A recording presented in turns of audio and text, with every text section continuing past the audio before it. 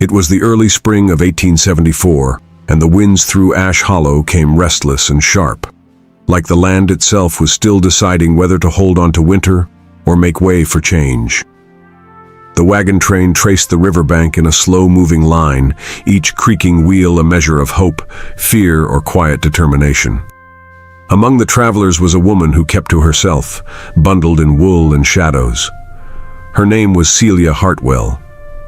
Once a schoolteacher in a town that had forgotten her, now just another face in a westbound crowd. She wore her bonnet low, and her voice even lower. That morning, Jonas Kilgore, the wagon master with a bent back and sharp eyes, caught sight of her as she adjusted the reins on her cart.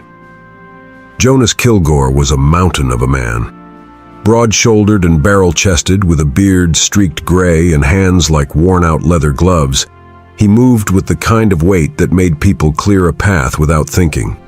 His coat hung heavy on him like armor, and his voice, though rarely raised, could still roll like thunder across a quiet evening. When he stood near Celia at the water barrels or walked alongside her wagon, it wasn't just his presence. It was the way the space around him seemed to shift.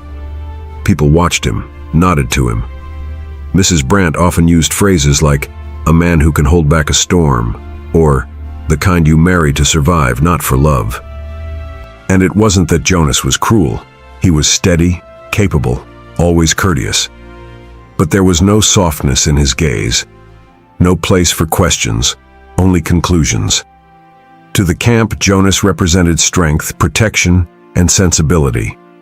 To Celia, he began to feel like a wall built to keep her in, not danger out. "You traveling alone, miss?" he asked, squinting beneath the brim of his hat. Celia nodded. "No husband, no kin, just me and what little the Lord's allowed me to carry." Jonas took a moment to study her, then said plainly, "Ain't my place to pry. Just stay close. Trouble doesn't always give warning." And that was how her journey began, with a weathered wagon, a borrowed name, and silence packed alongside the rest of her belongings. As the trail stretched west and the earth began to thaw, something inside her, something buried deep, began to shift as well. Not quickly, not easily, but surely. Gideon Rourke didn't travel with the wagons. He rode ahead of them, watchful, quiet, and always just beyond reach. Like the season itself, he remained in between what had passed and what was coming. Some claimed he had served in the war. Others whispered that he had left the East under less noble circumstances. No one ever asked him directly. He was a man who carried silence like armor. The first time Celia saw him clearly, he stood alone by the edge of camp, cleaning the stock of his rifle with a cloth worn smooth by habit. The wind caught the edge of his coat. The earth beneath him still held the weight of winter. She passed quietly, her gaze low, but she noticed the faint scar beneath his jaw. It looked like the beginning of a word no one had ever finished. He didn't look at her when he spoke. "You new to the trail?" Celia gave a small nod. "Just finding my way like the rest." He gave the kind of nod that carried understanding. "Don't let the quiet fool you. Out here, trouble doesn't always make noise." Then he turned and walked away, leaving behind only the sound of boots against damp ground. Most people might have found that unsettling. Celia found it honest. The wagons pressed westward through hills still soft from snowmelt, across creeks that ran quick and clouded. Days grew warmer, but the nights reminded everyone that winter had not fully left. Evenings were filled with hushed stories around the fires, some true, some stretched, all colored by the need to believe that the trail would end somewhere better. Mrs. Brandt, a widow with a reputation for pride and precision, made her thoughts known one evening as firelight flickered over her lap. "That woman's hiding something," she said plainly. "Mark my words, the quiet ones always are." Old Elias, from behind his tin mug, muttered just loud enough to hear, "Aren't we all?" By the time the wagons climbed the ridge past Ash Hollow, Spring had begun to wake the land. And though few could see it, something in Celia and Gideon had begun to stir as well. By the 5th week on the trail, the earth had softened underfoot, but the people had not. The sun lingered a little longer each day, and the mornings no longer held the bite of winter. Still, the warmth did little to quiet the unrest that stirred among them. Celia had begun to earn small acknowledgments, a mother's thank you for a cooling cloth, a quiet child's trust. But respect on the trail was a fragile thing, easily chipped away by words spoken too easily and too often. Harlan Pike, a man whose charm thinned the longer he spoke, had noticed Celia's silence. When his efforts at conversation were met with politeness rather than warmth, he turned his interest into something sharper. While gathering firewood beside Mrs. Brandt, he leaned in just enough and said, "She's not who she says she is. Saw her walking past the oak bend at dusk. No reason for that, unless someone's hiding something." Mrs. Brandt, ever alert for impropriety, did not hesitate. "A woman who keeps her past to herself is usually doing so for a reason," she replied, her voice calm but heavy. Celia heard them. She didn't need to be nearby. On the trail, rumors were faster than rain and just as hard to stop. That night, Jonas Kilgore took a seat near Celia's fire. "I've seen decent people buried by small words," he said. "Don't let them shape you. You stood tall in the water. That doesn't change because someone decides to speak loud enough." The next morning, the wind was different. The sky above wore the wrong shade of blue, and birds that usually called at dawn had gone quiet. They were camped near a narrow ravine, its edge slick with spring melt. Anna, a young mother, had positioned her wagon nearby to draw from the runoff for washing. As Celia checked the canvas ties on her wagon, Gideon walked by. His expression was still, but his eyes watched the clouds. He said, "Storm's coming." She didn't look up. "Which one?" He paused, then replied, "Both." That afternoon, just before the storm revealed itself, Celia walked ahead of the wagons. The ridge curved gently above the valley, and the prairie spread wide below her, quiet and unknowable, like a page waiting for ink. She walked for the silence. Out there, no one asked questions. The wind did not pry. But the wind carried more than dust that day. It carried memory. She saw it, clear as day, a small classroom bathed in golden light, chalk dust floating through sunbeams, children's voices reciting lines in rhythm, and her own voice, calm and certain.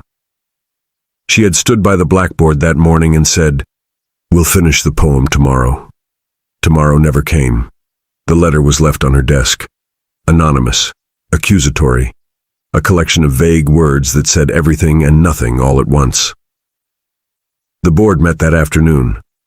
There were no questions, only looks, cold and expectant. One of them, a man who never knew her name without checking his notes, said, "A woman of character would step down quietly." And so she did. A gust of wind caught the edge of her bonnet and pulled at it, as if the past itself reached out to tug her back. She pressed it down and kept walking. She didn't miss the town, not really. But she missed the part of herself that still believed in tomorrow. The version who hadn't yet learned what silence was made to hide. Behind her, clouds thickened. Thunder echoed from somewhere distant, low and heavy. It wasn't close yet, but it was coming. The trail narrowed that afternoon, climbing into a rocky ridge that cut through the hills like the spine of an old worn beast. The wagons moved slow, careful, their wheels grating against stone. The wind, once steady, had turned restless, gusting in sharp, irregular bursts. It tugged at wagon covers, set canvas snapping like angry whips. Above them, the sky had thickened. A low rumble of thunder growled beyond the hills, distant but heavy, like a reminder.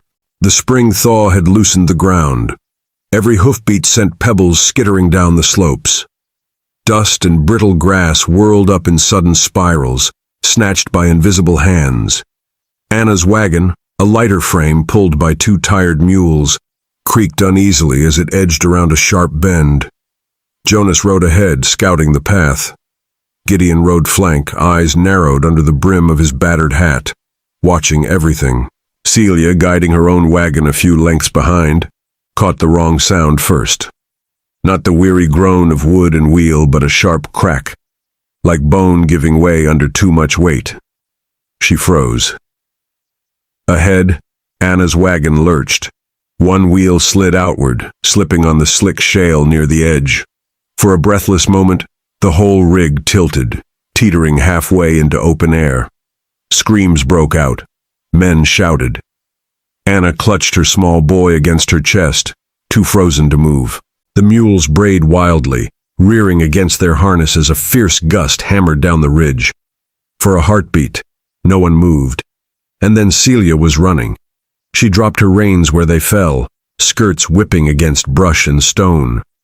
Her boots slipped on the loose rock, but she found her balance, scrambling up the incline toward the tipping wagon.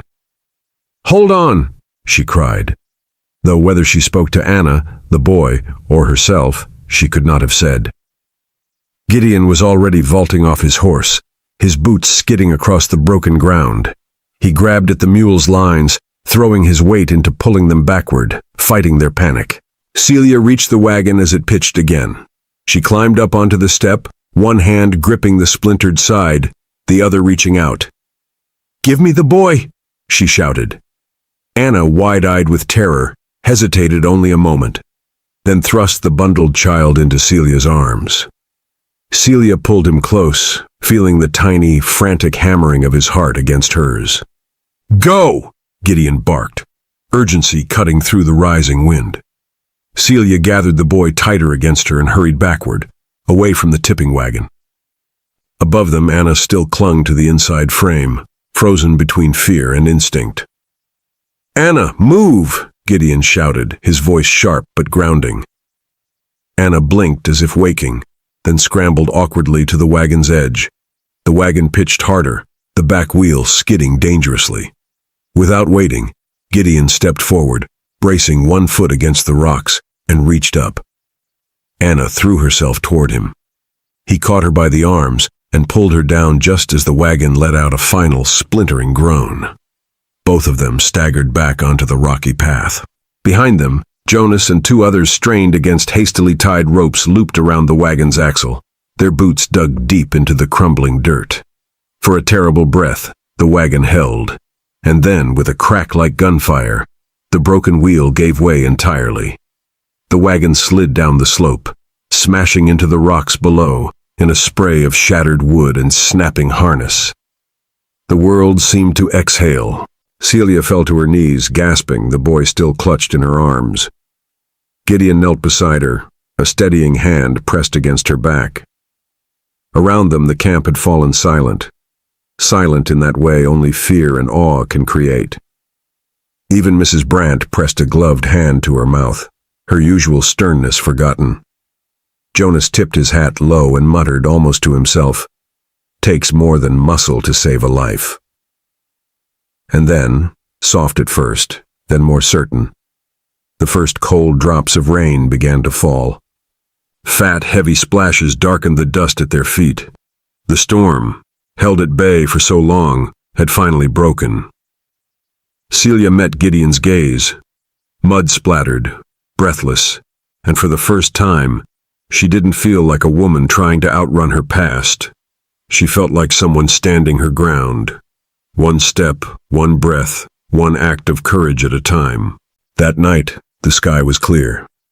The storm had passed, but the memory of it clung to the ground, heavy and damp. Fires burned low across the camp, and the usual chatter had quieted into soft murmurs.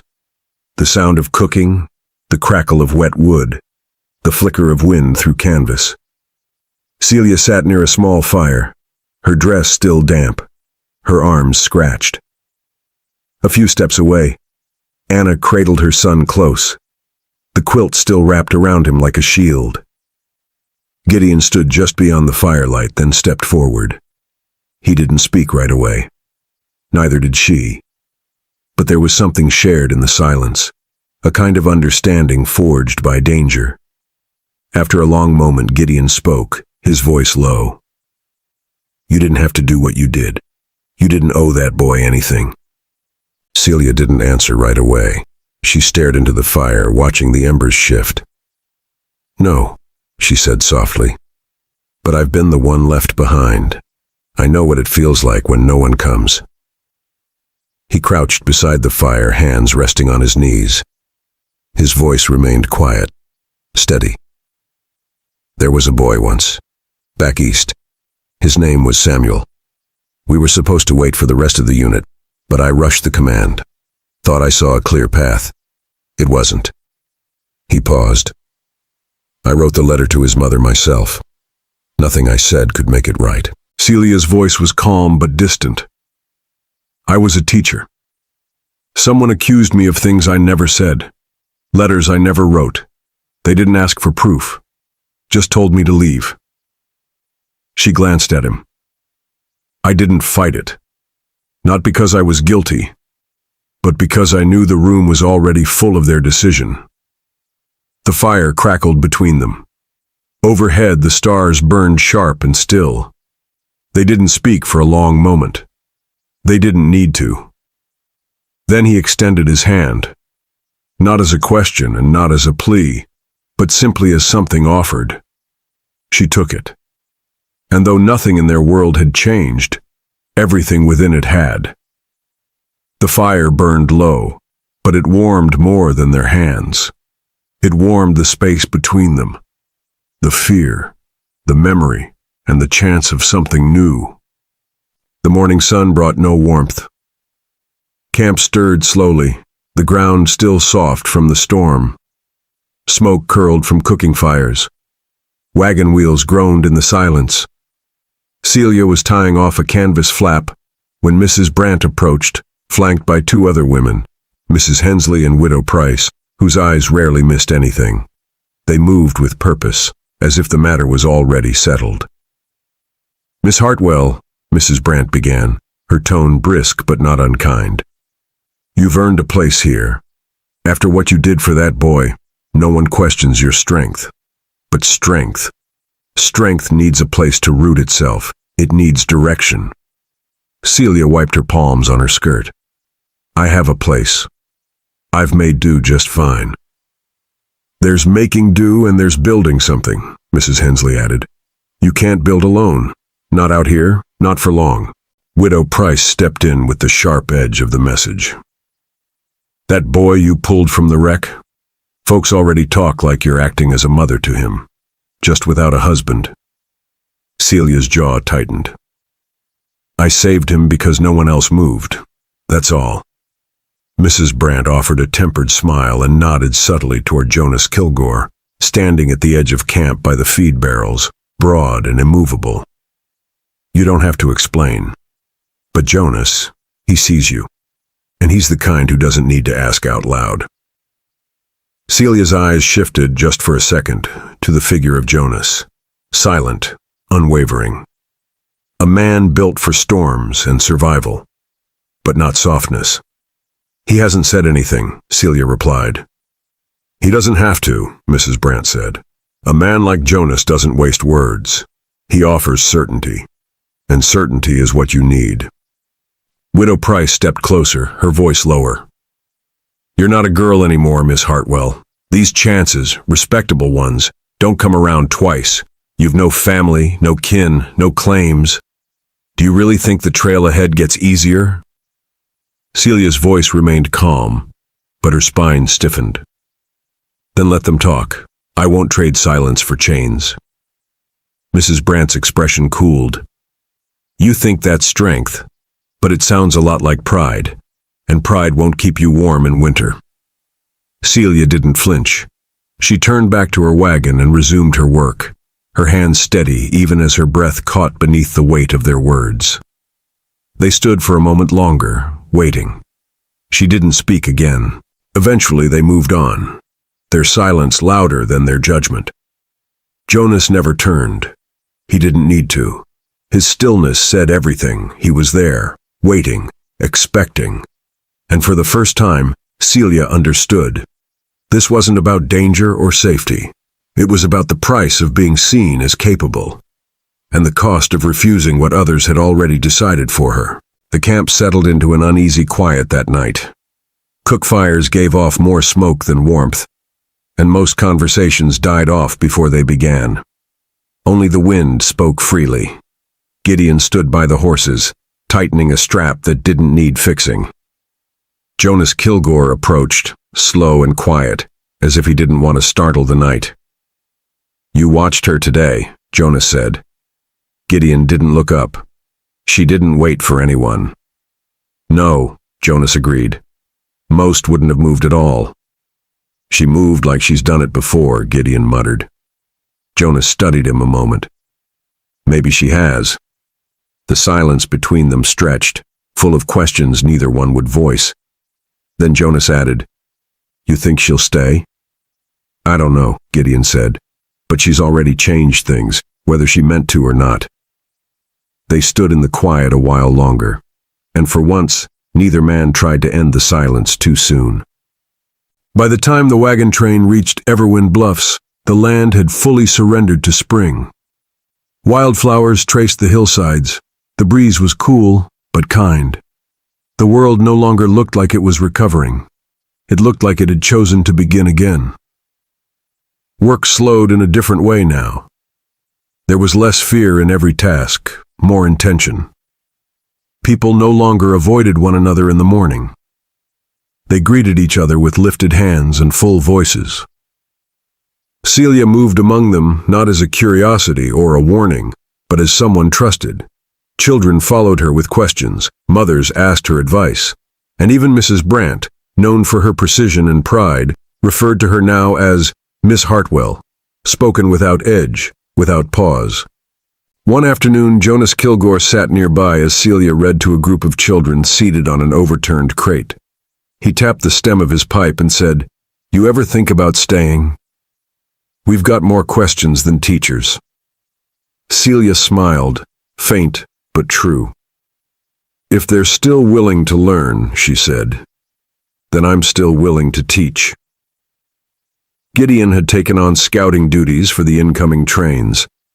He didn't speak more often, but people listened when he did. What once seemed like distance now felt like grounding. He was no longer the man who rode alone. He was the man who made sure others reached safe ground. Later that week, Gideon found her by the fence. He held something in his hand, a small, tarnished brass compass. "I've carried this a long time. Used to think it would point me somewhere better." He handed it to her.